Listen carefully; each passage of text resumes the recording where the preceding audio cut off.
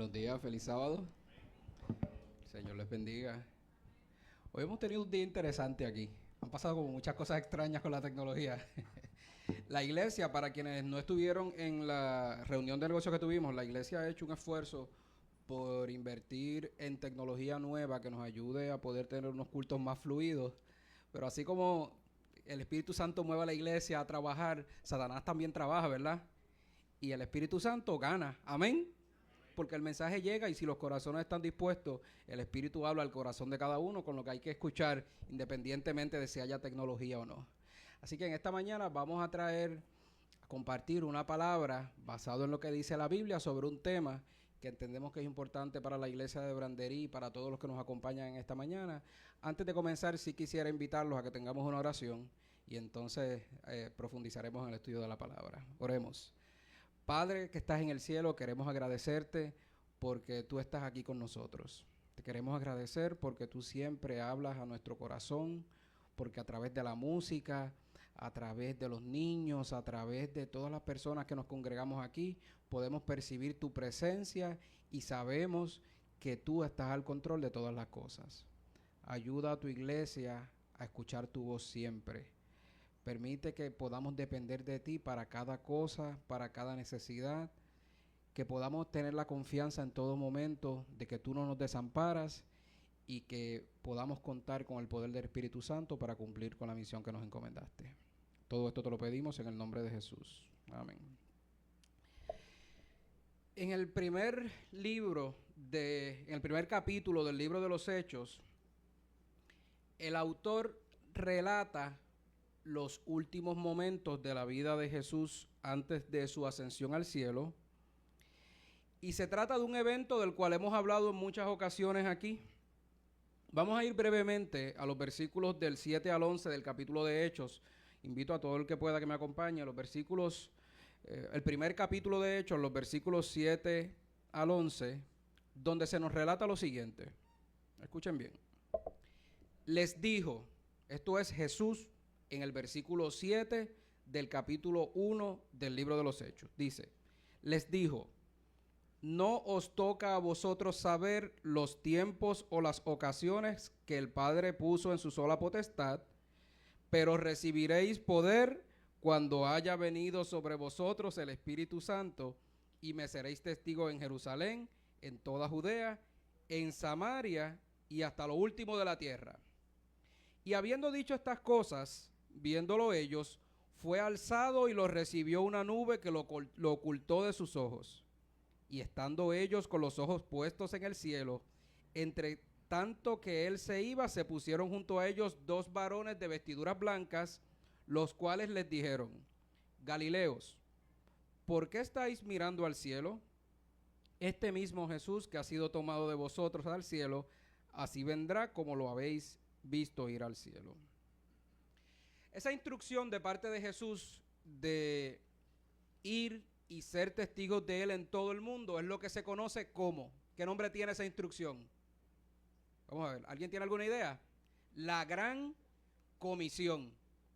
Jesús les dice, vayan y hagan testigos o sean testigos en Jerusalén, en toda Judea, en Samaria y hasta lo último de ¿qué? De la tierra. Luego de esta encomienda, sabemos que los discípulos se unieron más de lo que habían estado unidos en toda su historia. Los discípulos estaban unánimes y juntos y comenzaron a hacer grandes cosas porque recibieron el poder del Espíritu Santo. De hecho, la Biblia registra que el primer día que recibieron el poder del Espíritu Santo, ese primer día fueron bautizadas 3,000 personas. Así que sin duda alguna, el Espíritu Santo se había apoderado de esa iglesia primitiva y había logrado hacer grandes cosas a través de los seguidores de Jesús. Sin embargo, aunque el Espíritu Santo impulsaba a la iglesia a lograr grandes cosas, la realidad es que la iglesia en ese momento no estaba cumpliendo la gran comisión en su totalidad. La iglesia estaba logrando cosas buenas, Se estaban logrando cosas grandes, se estaba bautizando mucha gente y eso estaba muy bien. Pero la comisión no se estaba cumpliendo totalmente. ¿Por qué? No se estaba cumpliendo totalmente por una sola razón. El Evangelio de Jesús, las buenas nuevas de salvación, la inspiradora historia del Mesías, se estaba quedando entre los judíos. La realidad era que aunque el mandato era que predicaran en todo el mundo, a todas las naciones, a toda tribu, los seguidores de Jesús estaban predicándole exclusivamente a los judíos.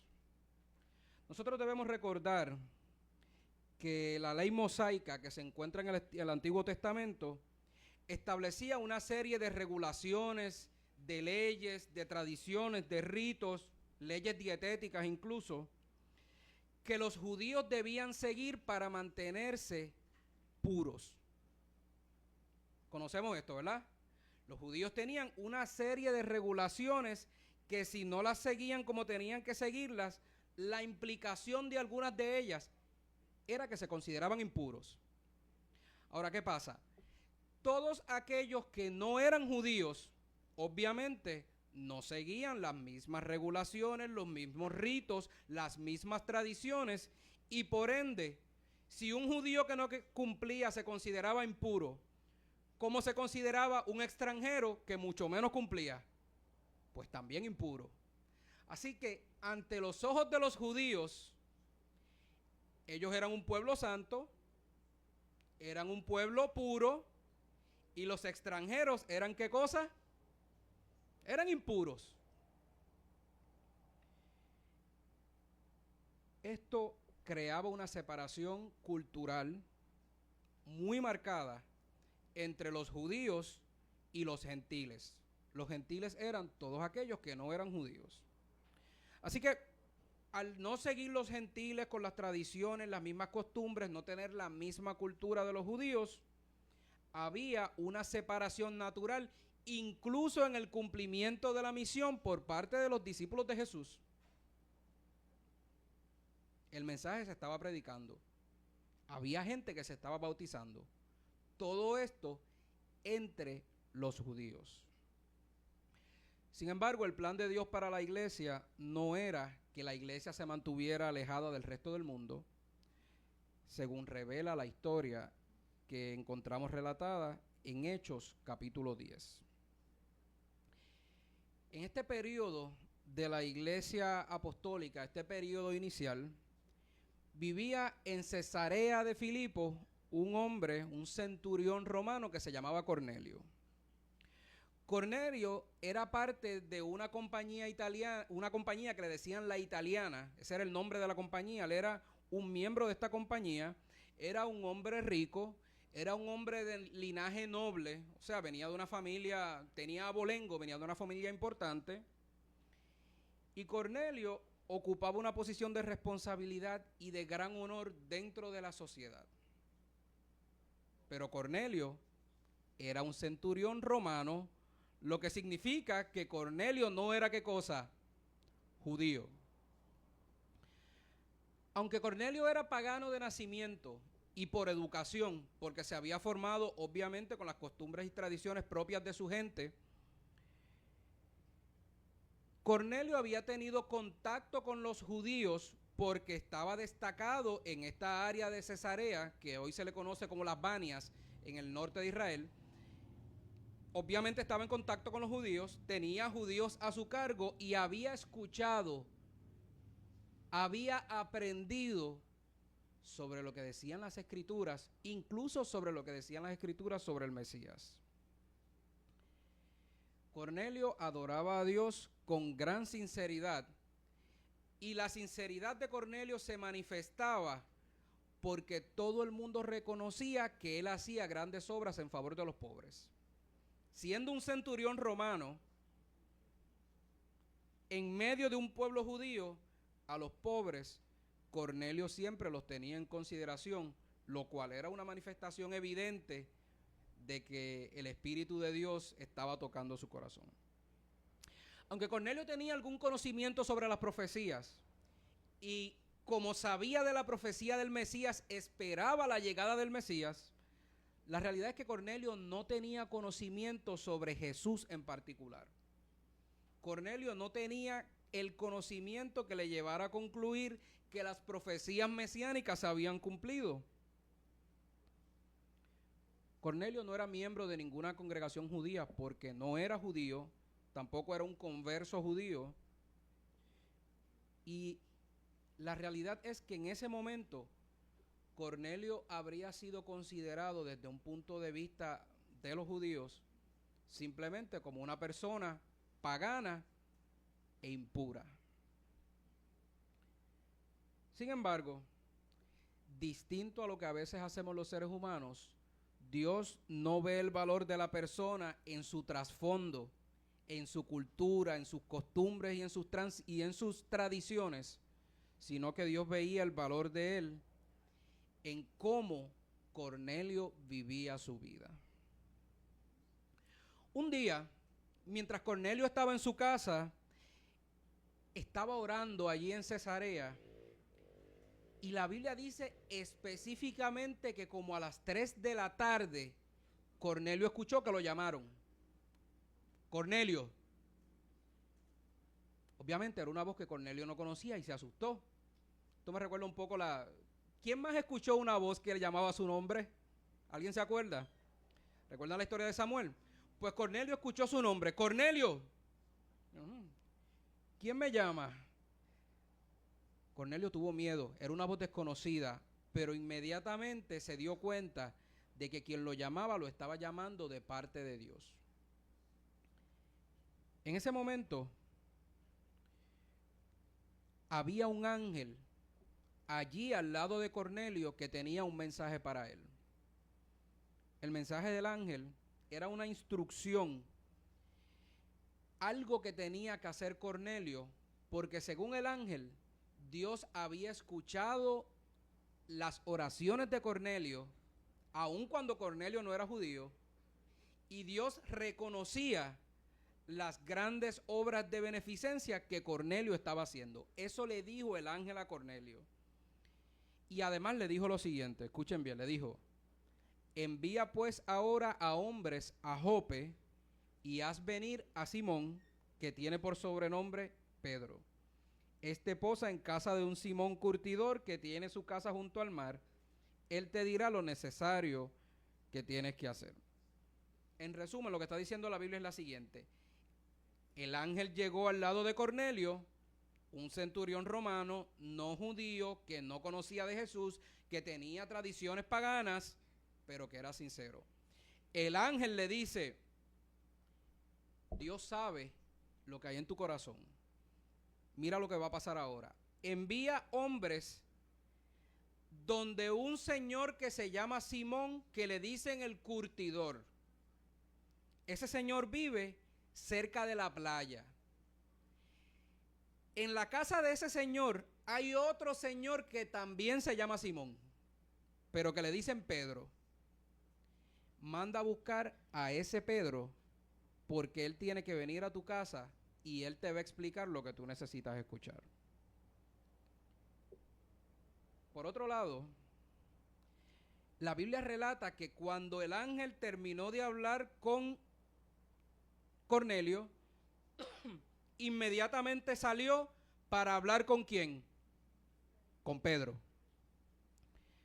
Pedro se encontraba en Jope, en el techo de la casa del otro Simón. Y Pedro estaba allí cogiendo fresco. Y mientras estaba cogiendo fresco, oraba. Y mientras oraba, veía la ciudad. Recuérdense que estaba en el techo, así que tenía una vista panorámica de Jope. Y pasó algo que me pasa a mí a las 12 del mediodía todos los sábados aquí. ¿Alguien se imagina lo que es? Siempre se lo digo a Adiel. Adiel está al lado mío ahí en el equipo de sonido. Pedro dijo: ¿qué hambre tengo? Y le dio un hambre terrible. Le dio el hambre que le da a los vegetarianos cuando no comen mucha proteína. Terrible. Ellen G. de White dice en Hechos de los Apóstoles que además del hambre física que sentía en ese momento Pedro, sentía un hambre espiritual, una necesidad espiritual de compartir el mensaje de Jesús a la gente de Jope, que eran sus compatriotas. Así que Pedro estaba en este momento impactado por dos necesidades: un hambre física increíble y al mismo tiempo un hambre espiritual por compartir el mensaje que Jesús les había dado. El hambre era tal, bueno, tal vez esto no fue a causa del hambre, pero la Biblia relata que Pedro entró en un éxtasis y entonces tuvo una visión allí en la azotea de Simón. En la visión, la Biblia relata lo siguiente sobre lo que pudo ver Pedro que se le estaba mostrando. Dice lo siguiente: vio el cielo abierto, y by the way, esto que estoy citando, lo estoy citando del libro de Hechos en el capítulo 10.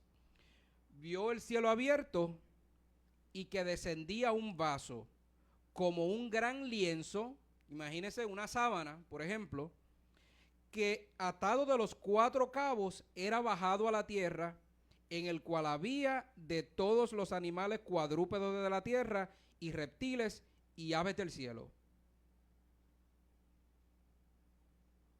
Imagínense una sábana amarrada por las 4 esquinas.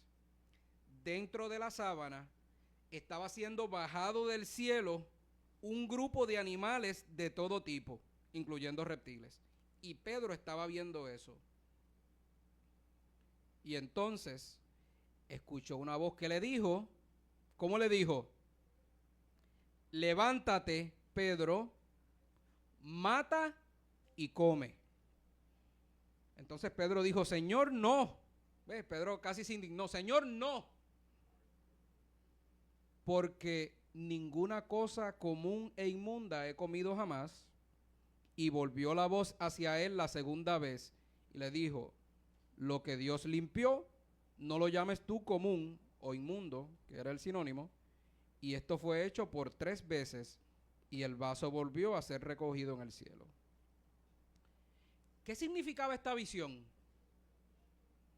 Mientras Pedro estaba meditando en el significado, llegaron a Jope los hombres que había enviado Cornelio y se estaban acercando a la puerta. Entonces el Espíritu le dijo a Pedro, he aquí te buscan 3 hombres, levántate pues y desciende, y no dudes en ir con ellos porque yo los he enviado. Pedro entonces escuchó lo que le dijo el ángel, bajó a la puerta, recibió a los enviados de Cornelio, los hospedó en la casa por esa noche.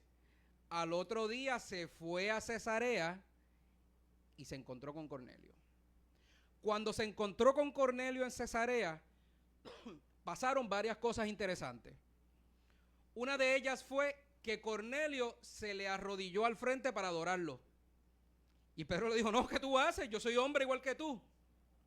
O sea que Cornelio era un idólatra. Estaba adorando hombres. Cornelio no sabía o no tenía un entendimiento claro del mandamiento de que tú no podías adorar a otra persona que no fuera Dios. Pero ¿qué sí tenía Cornelio? Sinceridad en lo que creía. Allí Pedro dio un discurso, pero el resumen del discurso es el siguiente, que es el resumen del mensaje de esta mañana. Pedro le dijo, Dios no hace acepción de personas. Distinto a los judíos que pensaban que los gentiles, porque no tenían sus propias costumbres, sus propias tradiciones, porque no seguían estrictamente lo que decía la Biblia, porque adoraban otros dioses, los judíos pensaban que los gentiles eran inmundos, que no merecían recibir el mensaje de salvación, que no había por qué llegar hasta ellos con las buenas nuevas del nacimiento y del sacrificio de Jesús. El mensaje que se le enseñó a Pedro a través de esa visión no era que podía comer de todos los animales que ya se habían declarado inmundos. No era ese el mensaje. El mensaje era que a los hijos de Dios, por los cuales Jesús murió, no podían ser considerados inmundos. Por más judío que tú fueras, Pedro, tú no puedes considerar a inmundo como inmundo a los hijos de Dios. Este era un mensaje sorprendente y radical para los judíos de ese tiempo. Era sorprendente porque entre ellos era inaceptable el que los judíos se relacionaran directamente con los gentiles, mucho menos en asuntos religiosos. De hecho, la Biblia dice que cuando vinieron los enviados de Cornelio y le dijeron, vamos donde Cornelio, que Cornelio te está esperando, Pedro no solamente fue, sino que se llevó un corillo de gente con él. Se llevó 6 personas, dice Elena G. de White, para que le sirvieran de testigos, porque Pedro sabía que por él reunirse con Cornelio, escuchen bien, Pedro sabía que por él reunirse con Cornelio, lo iban a interrogar posteriormente a los judíos para ver qué él hacía reunido con un gentil discutiendo lo que estaban discutiendo, y él quería tener a estos hermanos de testigos de lo que había pasado y de que el mismo Dios le había ordenado tanto a Cornelio como a él que se reunieran. Era inaceptable el que los judíos estuvieran reuniéndose con los gentiles, con los impuros, con los pecadores, con los que tenían otras costumbres y otras tradiciones.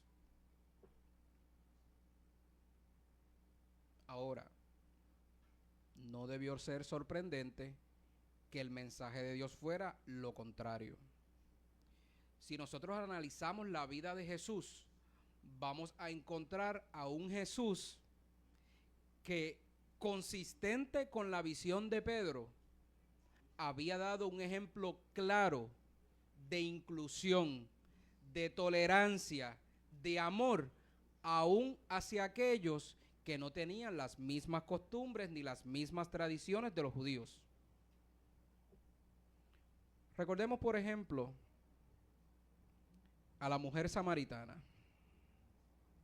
Fíjense que en el libro de Juan, en el capítulo 4 y los versículos del 1 al 42, encontramos este relato de Jesús conversando con una mujer samaritana en el pozo de Jacob.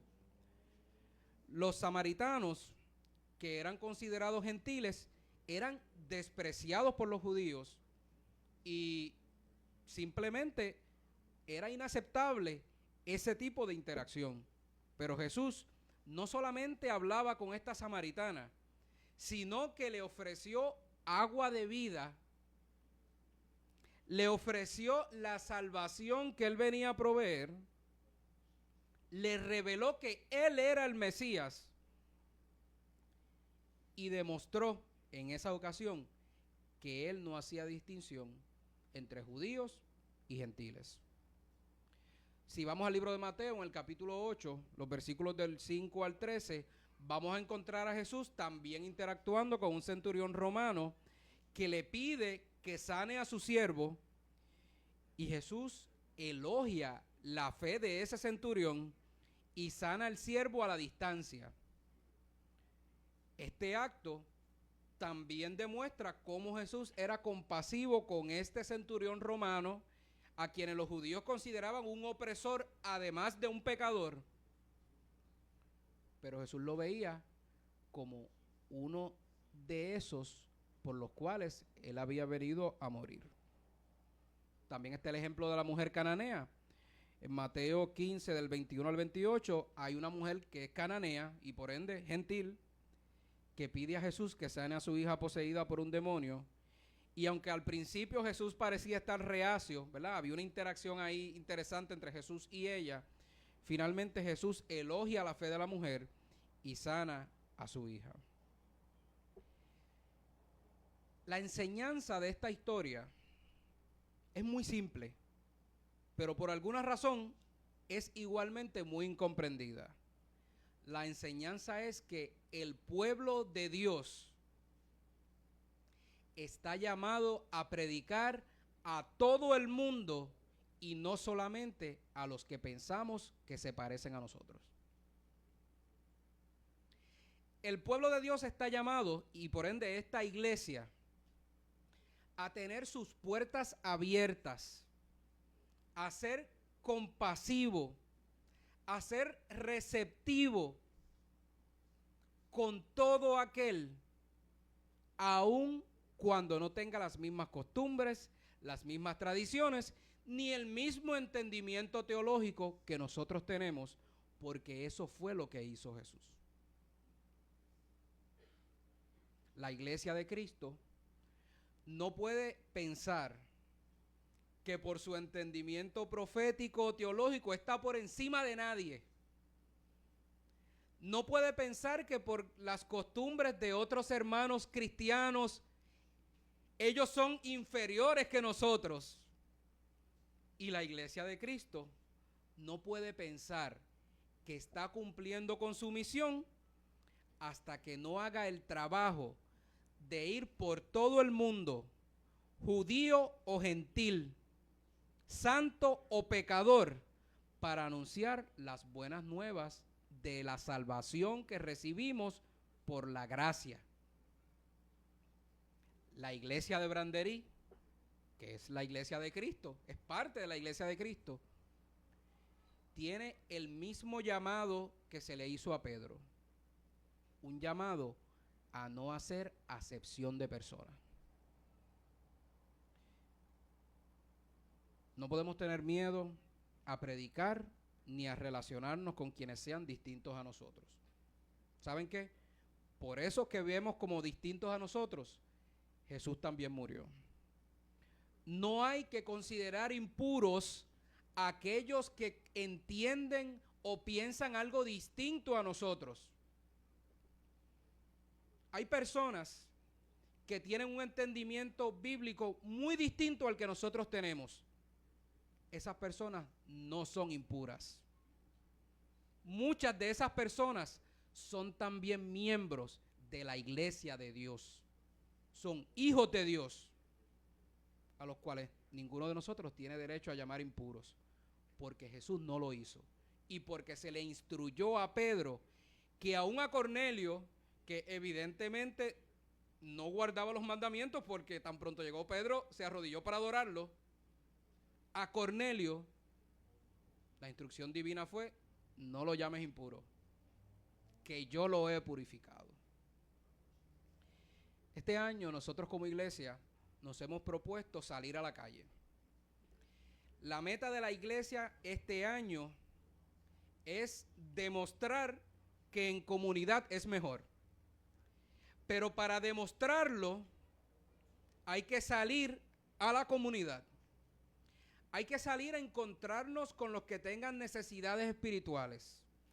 Hay que salir a encontrarnos con los que tengan necesidades materiales, conscientes de que todo aquel con quien nos encontremos en el camino es un hijo de Dios. Es tan merecedor del amor y de la gracia de Dios como lo eres tú. Que por más pecador o pecadora que pensemos que pueda ser, es un candidato a la salvación gracias al sacrificio de Jesús.